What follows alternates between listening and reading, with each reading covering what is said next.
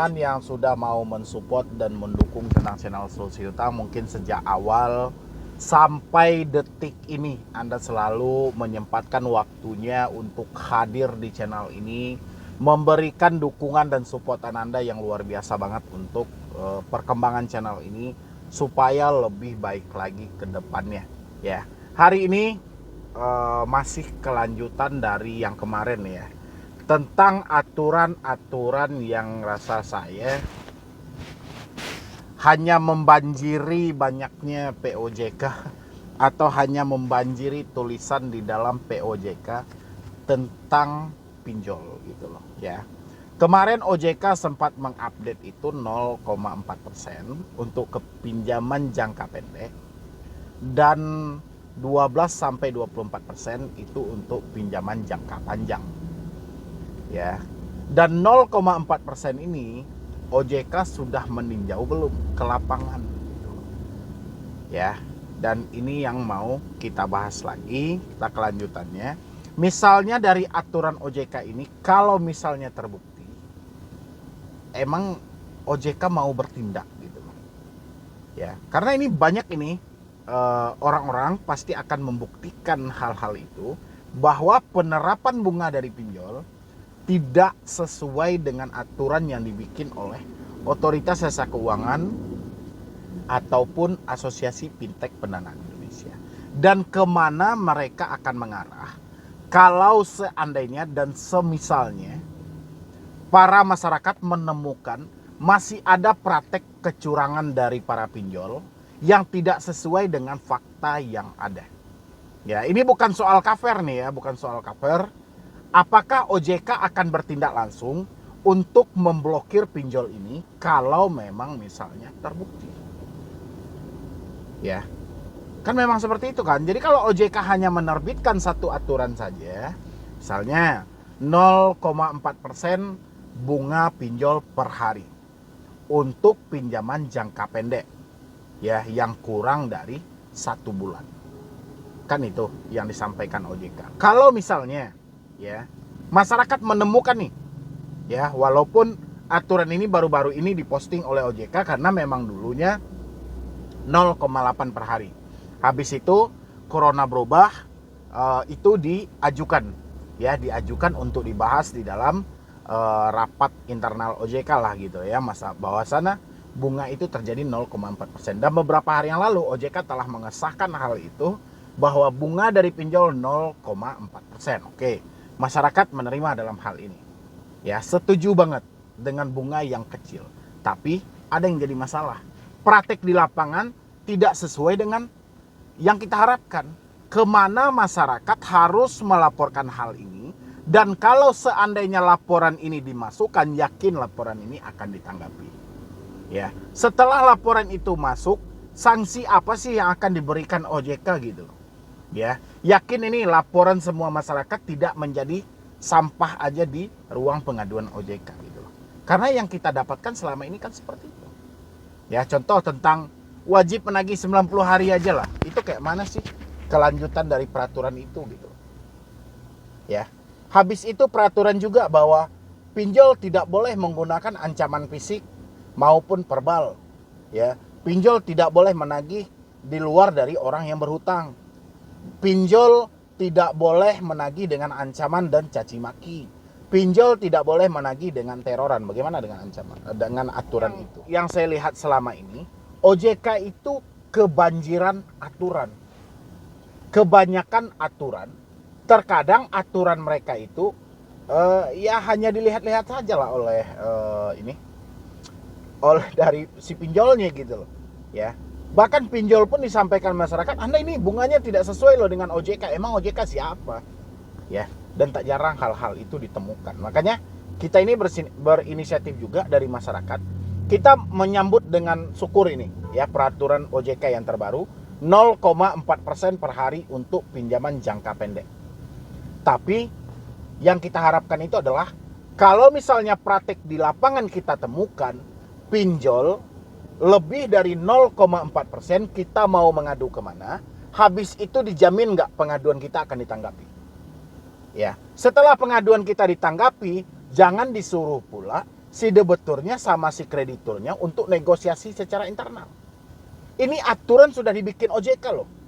0,4%. Ya, nanti giliran kayak biasa aja. Banyak orang yang mengadu soal keberatan tentang segi bunga. Ya, habis itu jawaban dari OJK, selesaikan secara internal, negosiasi, minta restrukturisasi, minta keringanan. Percuma aja dong bunga 0,4%. Makanya saya bilangin sini, kalau misalnya pinjol terbukti menyalahi aturan, keluar dari 0,4%, apakah OJK yakin akan memblokir pinjol itu dan menjatuhkan sanksi kepada mereka bahwa mereka akan masuk ke dalam urutan daftar pinjol ilegal.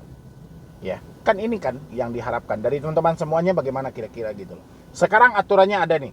Aturan ada 0,4%. Giliran kita menemukan nanti ada pinjol yang menerapkan aturan 10%, ya, atau 1% gitu loh. Ya, dalam jangka pendek 1% per hari atau 2% per hari, ya, yang jelas tidak sesuai dengan 0,4%. Benar nggak kita meminta kepada OJK kemana kita harus mengadu? Dan ada jaminan nggak laporan kita ini akan ditanggapi? Kalau hanya sebatas ke 157 web OJK nggak akan ditanggapi. Ya, harusnya OJK menyediakan pengaduan khusus orang yang terjebak pinjol. Jangan dicampur aduk. Ya, kalau ruang pengaduan OJK itu semua pengaduan masuk ke situ, urusan pinjol terbengkalai. Ya, pengaduan bank masuk ke situ, pengaduan leasing masuk ke situ, kejahatan investasi masuk ke situ, ini juga masuk ke situ. Bercampur aduk, OJK mau kaper yang mana gitu loh. Ya, dan wajar-wajar saja pengaduan orang-orang yang terjebak pinjol tenggelam. Ya, saya nggak apa-apa, saya bagus itu dengan aturan OJK 0,4%. Cuma yang kita harapkan adalah OJK kemana arah pengaduan khusus untuk korban pinjol dan dijamin pengaduan itu akan ditanggapi. Kalau misalnya terbukti, apa sanksi yang akan dijatuhkan OJK terhadap pelaku-pelaku dari usaha jasa keuangan ini yang menyimpang dari aturan yang ada. Apakah OJK berjanji untuk mencabut izin mereka dan menjadikan mereka ilegal? Kalau memang iya, silakan OJK bikin web khusus tempat pengaduan orang-orang yang terjebak pinjol, sama-sama kita buka datanya. Benar atau tidak 0,4% sudah dipakai. Ya, karena OJK tidak mau nih meninjau ke lapangan. OJK hanya percaya soal data aja. Ya, sekarang coba OJK bentuk satu ruang pengaduan aja khusus untuk orang yang terjebak pinjol, kita buktikan nanti. Berapa juta dalam per hari pengaduan? Ya, atau berapa ratus ribu pengaduan yang akan masuk nanti soal kejahatan pinjaman online. Ya, dari segi bunga aja dulu kita ambil. OJK bisa buktikan nanti. Ya, jangan hanya menerbitkan aturan pinjol 0,4% untuk yang jangka pendek. Jangka panjang seperti itu saya melihat tidak ada keseriusan OJK dalam menangani dan membenahi permasalahan tentang pinjaman online. Kalau OJK benar-benar serius, sekarang kita sudah menerbitkan nih POJK terbaru 2022, bunga pinjol 0,4%. Kalau di kemudian hari atau setelah peraturan ini diterbitkan, ada mendapati atau masyarakat menemukan pinjol menyalahkan aturan OJK, laporkan ke sini. Ini ruangan khusus pengaduan korban pinjol. Ya, dan kita akan tindak tegas. Kalau kayak gitu baru saya percaya. Tapi kalau hanya sebatas penerbitan saja aturan 0,4% tanpa ada tindak tegas atau kejelasan dari aturan itu, percuma. Wajib menagih 90 hari aja sampai detik ini tidak jelas arahnya kemana, spesifik pinjolnya apa. Ya, tidak jelas. Belum lagi aturan-aturan yang lain yang dibentuk OJK. Belum lagi penerapan bunga kata OJK, belum lagi penerapan denda, belum lagi segi penagihan. Ya. Jadi makanya saya berharap dengan aturan terbaru ini 0,4% telah disahkan. Silakan OJK bentuk ruang pengaduan khusus korban pinjol. Ya, yang segi bunga saja kalau memang serius. Tapi kalau ini hanya sebatas pembumingan dari media sosial aja, itu saya nggak tahu. Ya. Itu saya nggak tahu. Dan teman-teman semuanya, bagaimana pendapat Anda tentang 0,4% ini? Apakah kita butuh satu ruangan pengaduan khusus untuk korban pinjol? Kalau butuh, silahkan isi di kolom komentar setuju atau tidak setuju. Ya, karena percuma kan kita mempunyai aturan 0,4%, tapi praktik di lapangan tidak sesuai dengan fakta yang ada. Kita pun juga bingung harus mengadunya kemana. Ya. Terserahlah OJK mau nunjuk siapa, mau nunjuk AFPI yang bikinkan web khususnya ini, atau mau nunjuk OJK-nya langsung, terserah. Yang penting kalau terjadi kecurangan di lapangan, masyarakat bisa mengadukan.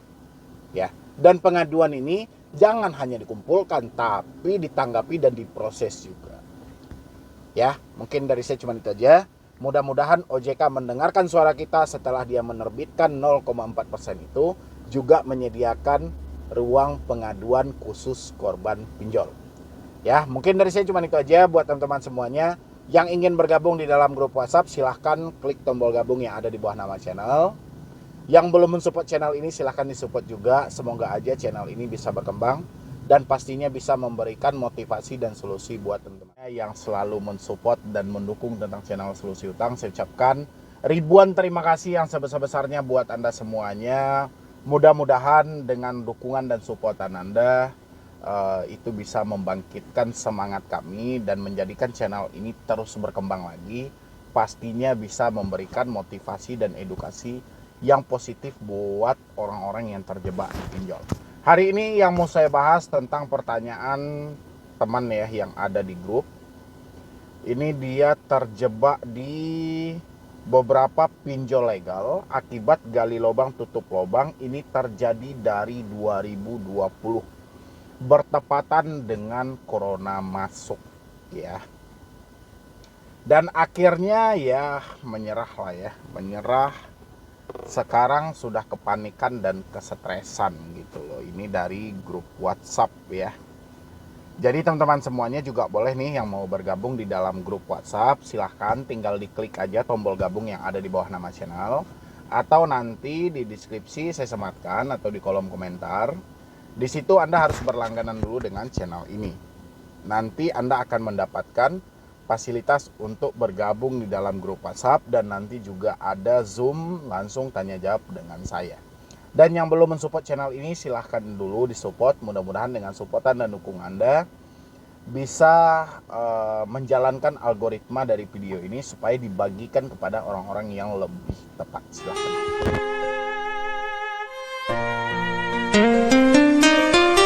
Ini saya sematkan di sebelah saya ya pertanyaannya, tapi sesuai dengan permintaannya namanya harus disamarkan dan kalau bisa jangan sampai disebutkan gitu ya, karena ini menyangkut privasi dia ya. Oke.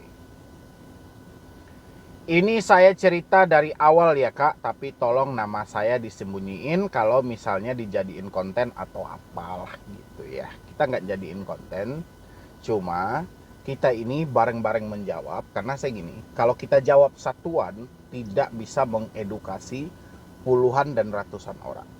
Tapi kalau kita jawab melalui video, jadi orang yang ingin bertanya dengan hal yang sama juga sudah terjawab di satu video yang ada. Ya, karena korban pinjol ini bukan satu atau dua orang loh, tapi puluhan juta yang sudah ada. Ya, makanya saya selalu menjawab pertanyaan ini melalui video supaya tidak terlalu ribet ya kalau kita jawab satuan gitu loh, apalagi pertanyaan-pertanyaan yang sama. Jadi saya awal minjol itu tahun 2020, terus berlanjut ke corona. Itu awal ada kebutuhan, terus saya pikir bisa nih aku cicil pakai gaji kerjaku. Biasanya orang-orang ketika awal-awal minjol itu selalu menganggap enteng dan mudah ya. Ini gampang nih, ambil aja lah dulu, nanti bayarlah pakai gaji, gampang lah, gaji saya kan sekian gitu ya. Biasanya kemudahan dalam berpikir itu adalah kesulitan untuk kedepannya biasanya ya. Ternyata waktu udah jalan minjol tersebut pakai gaji kerjaku, ternyata waktu itu udah jalan minjol, datanglah corona, gaji cuma seperempat dikasih, banyak WFH nya. Alhasil saya daftar pinjol lagi dan lagi buat gali tutup lubang sampai singkat cerita di titik terberat. Ya. Biasanya kita nganggap gampang.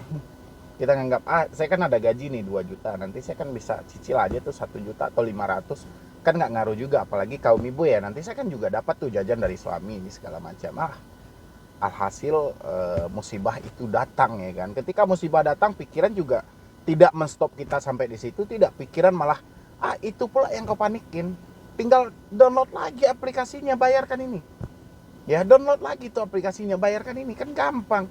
Nggak harus duit kita dong yang keluar, kan tinggal kita ambil duit pinjol ini, bayarkan ke pinjol ini. Ambil pinjol ini, bayarkan ke pinjol ini, tanpa kita sadar. Ya, padahal politik kayak gitu bagus kalau menurut saya, kalau yang kita pinjam dengan yang kita bayar seimbang.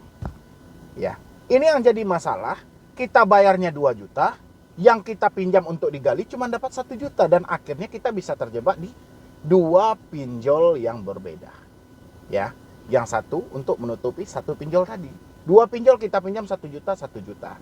Otomatis 2 juta kita mau nutupin 1 pinjol yang ada, 2 juta. 2 pinjol ini nggak mungkin lah kita bayarnya 2 juta juga.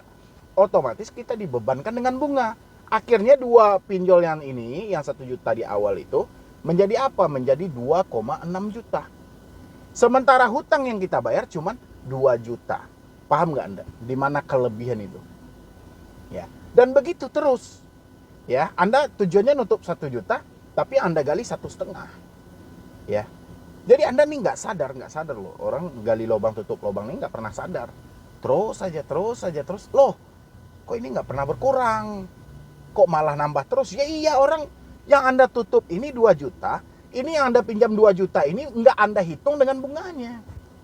Ya, udah jelas dia bebanin dengan bunga, terkadang dia pengurangan dalam pencairan. Ya, jadi makanya gali lubang itu bukan solusi yang tepat ketika kita gagal bayar pinjol. Tapi ini sudah terjadi ya, ke depannya, saya berharap ke depannya. Singkat cerita, di titik terberat, saya kena pinjol ilegal. Awalnya saya takut sama teroran yang terjadi karena mau sebar data dan lain-lain.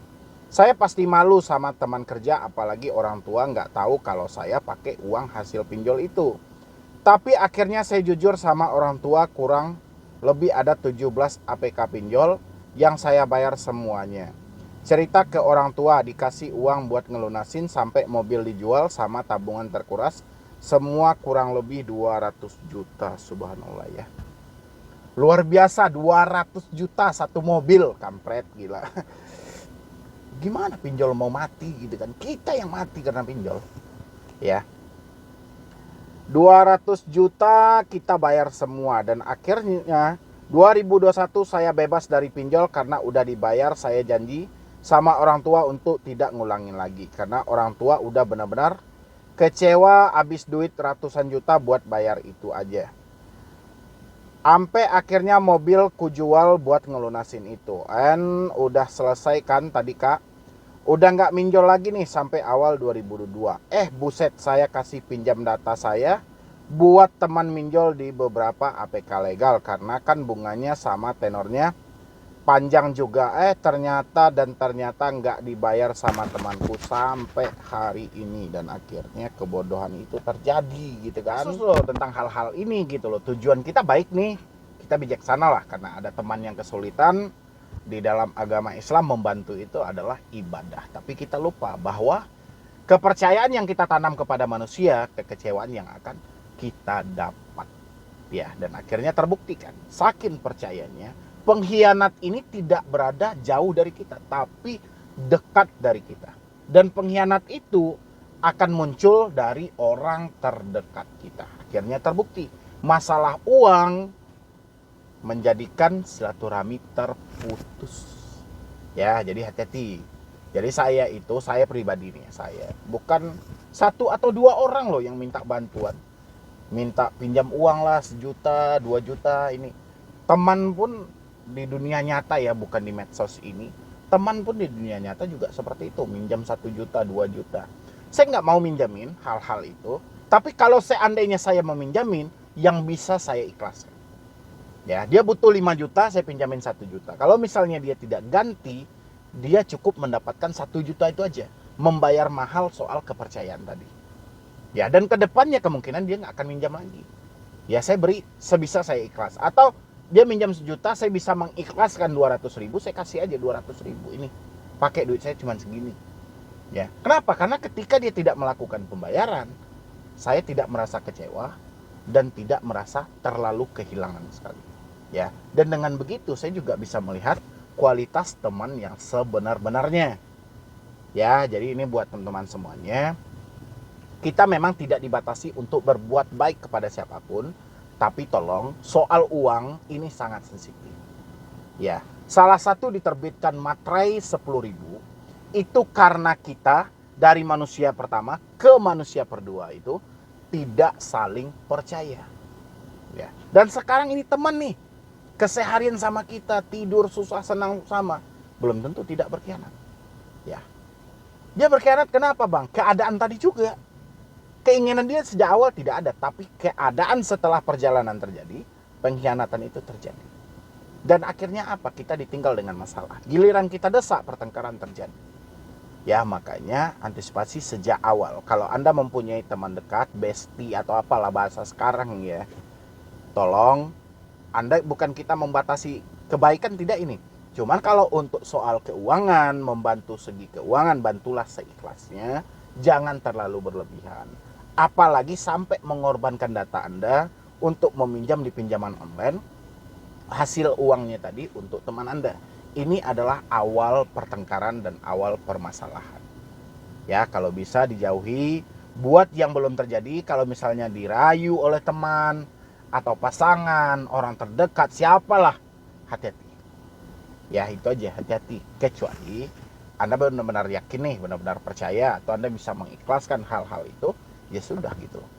Ya, saya juga bukan nggak ada pengalaman dengan hal itu, pengalaman kok. Cuma saya tidak mau terlalu menyedihkan hal itu, karena kesalahan yang terjadi saat ini juga tidak terlepas dari kesalahan saya. Kenapa saya menitipkan uang sama dia? Kenapa saya mau minjamkan? Dan kenapa saya mau percaya? Ya, makanya kalau kita memberi itu, berikanlah dengan ikhlas, jangan mengharap gitu. Ya, tapi ini kan beda konsep ya. Cuman kedepannya aja. Kedepannya jangan lagi terlalu percaya, apalagi sama teman-teman. Tapi kalau ingin membantu teman-teman Anda, bantulah seikhlasnya. Jangan sampai mengorbankan data, hutangin dia, ini segala macam, itu rumit, apalagi masalah pinjol ya. Saya sudah bingung, kapok gali lubang tutup lubang, sampai emas saya gadein awal buat nutup pinjol yang dipinjam temanku itu. Saya gadein emas sampai 20 juta malah nggak ketutup pinjolnya. Dan sekarang saya galbay ini pinjolnya karena kepepet dan nggak ada pilihan lain. Karena kalau mau cerita ke orang tua juga nggak mungkin. Jadi sebisa saya gadein emas saya ke penggadean buat nutup sebagian. Tapi terbayar nggak selesai juga uangnya, malah habis dan akhirnya saya galbay saat ini. Oke.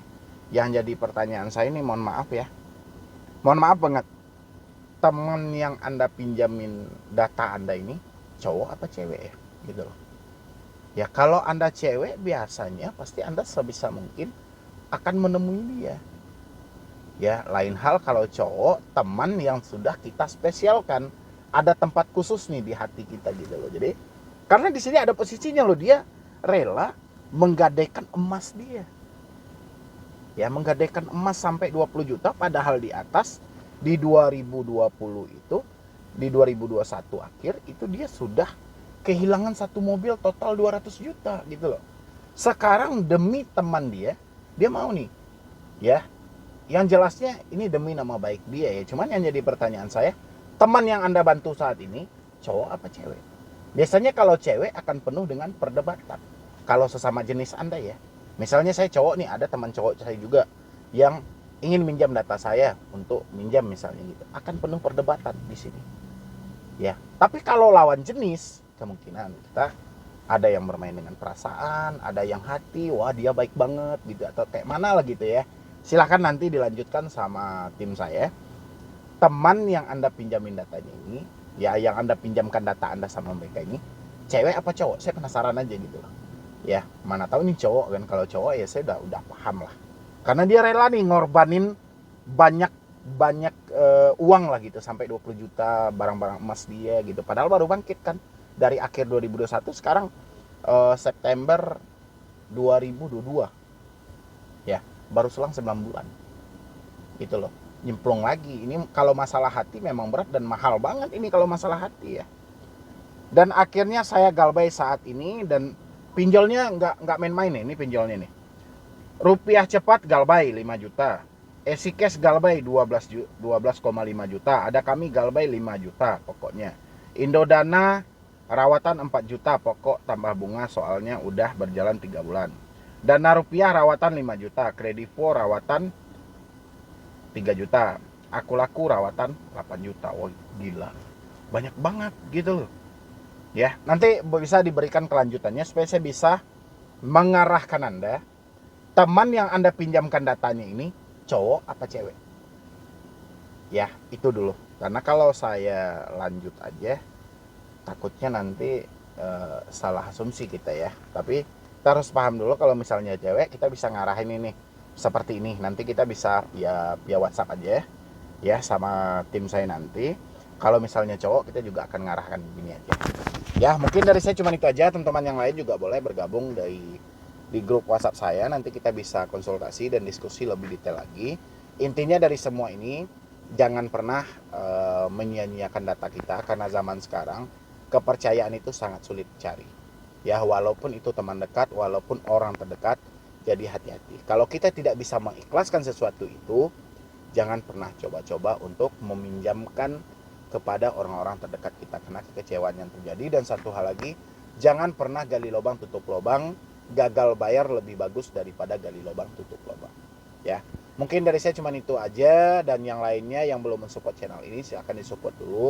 Mudah-mudahan dengan supportan dan dukungan Anda menjadikan channel ini lebih berkembang lagi, dan saya makin semangat lagi dalam memberikan motivasi dan edukasi buat Anda semuanya. Ya, jadi sekian dulu dari saya, Medi Bruni. Udah makan sehari-hari itu kan memang tidak ada puasnya saya rasa gitu loh. Pagi sore makan, malam makan gitu loh. Nggak ada bosan-bosannya gitu loh. Begitu juga dengan membahas soal hutang piutang, apalagi soal hutang online ini menjadi pembahasan. Kalau bagi saya ya ini cukup menarik banget, karena setiap hari kita akan dihadapkan dengan pertanyaan orang-orang yang gagal bayar, walaupun pertanyaannya tidak terlepas dari kapan DC datang, telat berapa lama DC akan datang ke rumah, apa risiko gagal bayar, bagaimana kalau tidak balas WA, bagaimana kalau tidak jawab somasi, bagaimana kalau tidak ngangkat telepon. Itu enggak yang menjadi kendala sampai detik ini. Kalau ada yang lebih ekstrimnya, apakah kita akan diproses ke jalur hukum, apakah di penjara, benar DC datang bawa polisi, apakah rumah diobrak-abrik, apakah barang akan diambil, apakah bunga terus meningkat sampai 1 miliar dan lebih lagi. Itu enggak pertanyaan Anda? Kalau enggak, isi di kolom komentar apa pertanyaan Anda kira-kira gitu loh. Hari ini yang mau saya bahas itu tentang yang paling pertama, membalas WhatsApp. Pentingkah hal ini kita balas ketika ketidakmampuan melanda diri kita? Ya, sehingga tak jarang kita mendapatkan ancaman-ancaman tipis dari debt collector 1 kali 24 jam atau selama 1 hari ini. Kalau Anda tidak balas chat WA kami, siap-siap data Anda akan kami limpahkan ke pihak ketiga untuk ditindaklanjuti dan diproses. Ayo, siapa yang paling sering mendapatkan chat WhatsApp seperti itu? Dari DC mana gitu loh. Ya, isi di kolom komentar. Misalnya mau pinjol legal, ilegal, apa kayak isi. Ya, sering nggak Anda mendengar kayak gitu? Seakan-akan ajakan dan tekanan. 1 kali 24 jam Anda harus balas chat ini dan lakukan pembayaran segera. Padahal di dalam hati kita, saya mau bayar kayak mana? Duit saya nggak ada. Ya, DC tahu nggak? Paham nggak? Enggak. Kita nggak balas bang, nggak apa-apa gitu loh. Ngapain juga Anda balas? Si DC kan cuma menyatakan 1 kali 24 jam Anda jawab chat ini. Kita mau jawab apa? Karena si DC ini yang dibutuhkannya bukan jawaban kita, tapi uang kita.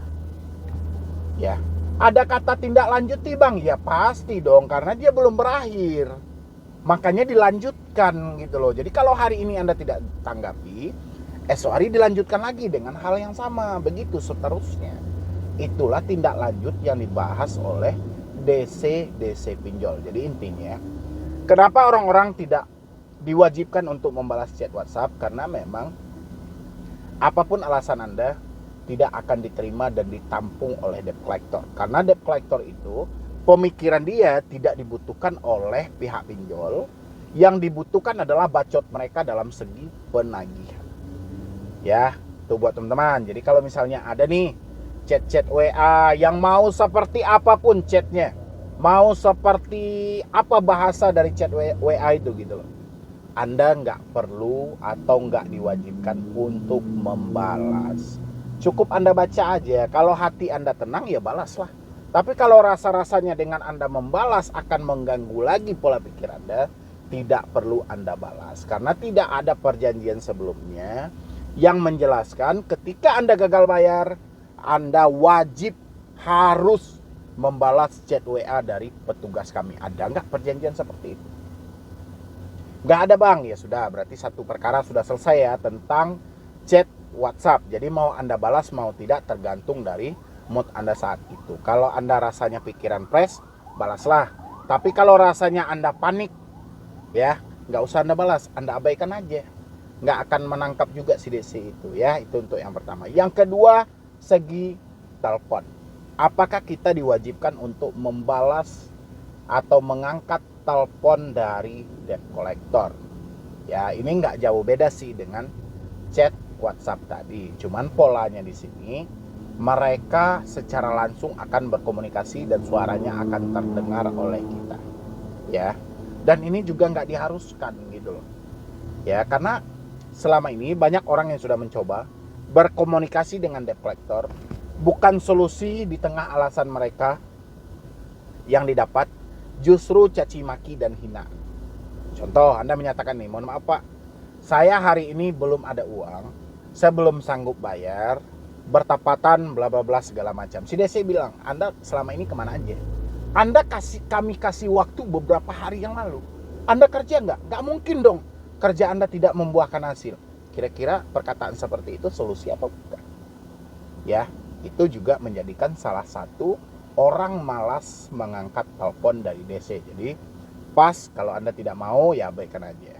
Habis itu juga tak jarang juga di dalam telepon itu cacian dan makian. Kita disebut maling lah, penipu lah. Nanti kau kalau nggak bayar, saya sebarkan datamu. Saya hubungi si A, si B, si C, semuanya disebutin. Nambah panik kita. Padahal kita sudah kayak mana ya? Sedang berjuang mati-matian nih, kayak mana kita bisa mengumpulkan uang, menenangkan pikiran kita, tetap berusaha. Justru dengan kita ngangkat telepon si DC, makin kacau. Ya, makin gak jelas ini kita mau yang mana dulu ya, mau dikedepanin. Jadi kita makin panik dibikinnya. Ya, jadi saran saya ketika tidak mampu juga, tidak sanggup juga, mendingan telepon diabaikan, itu nggak ada masalah kok, ya. Nggak ada resiko hukum. Misalnya Anda tidak mau ngangkat telepon, tidak mau balas WA, dituntut ke jalur pidana, dituntut ke jalur penjara, diproses ke jalur hukum, itu cuma ada dalam pemikiran kita saja. Habis itu tentang somasi yang selalu dikirimkan via email. Ini juga sering menjadi bumerang oleh para somasi via email. Somasi ini kita kenali dulu. Somasi ini apa nih? Fungsi dari somasi ini. Somasi ini kan adalah peringatan, mengingatkan bahwa kita masih ada tanggungan yang belum terselesaikan di suatu perusahaan misalnya, atau misalnya ada satu perjanjian yang belum kita tepati di dimanapun aja lah, itu terserahlah gitu ya. Yang jelas somasi yang dikirim ke Anda, walaupun itu ada kop suratnya dengan nama lawyer lah, dengan inilah bahasa hukum lah, dengan segala macam lah, tapi kuasai poinnya. Pasti di dalam somasi tersirat ada kata atau tersematkan ada kata, selesaikan tagihan Anda segera, selesaikan tagihan Anda secepatnya, selesaikan tagihan Anda hari ini juga, karena Anda sudah tertunggak sampai sekian. Kalau Anda tidak membayarkannya, kita akan tuntut Anda dengan ketentuan, syarat, dan hukum yang berlaku. Itu enggak bunyi somasi-somasi yang selalu Anda terima. Ya, somasi itu enggak perlu Anda jawab juga, apa yang mau Anda jawab gitu loh. Toh mereka sudah ada isi dari somasi itu adalah bayar tagihan Anda segera juga. Sekarang kita bukan tidak mau bayar tagihan, tapi kita tidak mampu. Uangnya enggak ada. Ini bedanya antara tidak mau dengan tidak mampu. Ya, bukan nggak mau, semua orang mau kok. Bahkan mereka bertanya, Bang, saya tidak ada dana, bagaimana Bang cara saya untuk menyelesaikannya? Ya, saya tidak mampu bayar bang, duit saya nggak ada, gimana bang solusinya? Berarti dengan ada pertanyaan yang seperti itu, mereka masih ada itikat baik untuk menyelesaikannya. Cuman kendalanya adalah uang mereka nggak ada. Ya, jadi somasi pun dengan WA, dengan telepon itu hampir sama. Somasi itu peringatan, dan peringatan itu Anda baca dan Anda pahami. Setelah Anda pahami ya sudah, nggak perlu takut juga, atau ujung-ujungnya juga kembali kapan Anda bayar tagihan. Ya, coba Anda baca lagi somasi Anda masing-masing, ada nggak katanya Anda sudah tertunggak sampai sekian hari, kapan nih Anda mau bayar? Ya, jadi nggak perlu Anda balas juga gitu loh. Tinggal Anda abaikan aja udah, Anda baca ya. Tetap aja Anda pelan-pelan berusaha kumpulkan uangnya. Habis itu lagi juga tak kalah pentingnya nih yang selalu mengganggu dari teman-teman semuanya, terutama yang gagal bayar. Kapan DC datang ke rumah? Ya. Dan pertanyaan yang satu ini saya rasa bukan saya aja, mungkin di orang-orang yang memberikan arahan tentang pinjol juga bingung nih kapan DC akan datang ke rumah. Ya, sama OJK sendiri Anda tanyakan kapan DC akan datang ke rumah, dia juga nggak paham ini. Karena jawaban akan bervariasi. Tidak mungkin jawaban ini sama. Ya, Anda dengan orang berikutnya itu tidak sama. Walaupun Anda terjebak di pinjol yang sama. Ya, jadi ada yang bilangin 1 bulan, 1 minggu, 2 bulan, 2 minggu, ada yang setahun sudah nggak datang, ada yang nggak didatang-datangi sama sekali. Jadi mana nih jawaban yang mau kita pegang? Ya, toh simpelnya hari ini gini aja. Kalau memang nggak mampu ya sudah, tahan aja sampai di situ. Yang penting jangan celakai diri Anda dengan gali lubang tutup lubang. Habis itu jangan memikirkan hal-hal di luar dari fakta yang sebenarnya. Ya, salah satunya tentang risiko-risiko tadi itu nggak pantas untuk Anda pikirkan. Yang pantas untuk Anda pikirkan hari ini tuh kayak mana Anda bisa bekerja, berusaha, kumpulkan uang Anda pelan-pelan. Nanti begitu terkumpul, negosiasi pokok yang diterima. Teman-teman semuanya, mungkin dari saya cuma itu aja. Mudah-mudahan untuk yang baru gagal bayar pinjol, mudah-mudahan ini paham dan bisa menjadi pedoman buat mereka, supaya tidak ada keraguan di dalam diri Anda. Karena saya perhatikan, saya tanya juga tadi sama admin juga, saya tanya apa sih yang paling banyak ditanyakan di dalam grup, apa sih di dalam grup itu yang masih sulit banget untuk move on. Ternyata hal ini ya, DC datang ke rumah, balas chat WA, angkat telepon, balas somasi. Ini yang menjadi keraguan ya. Mudah-mudahan dengan ada video ini itu bisa menjawab pertanyaan atau keraguan yang ada dalam diri teman-teman semuanya. Yang jelas setiap malam minggu kita live jam 21 ya. Yang penting Anda aktifkan notifikasinya di channel ini. Nanti ketika kami live bertanya jawab secara langsung, Anda mendapatkan pemberitahuannya ya. Jadi sekian dulu dari saya, Medi Broni. Puasa.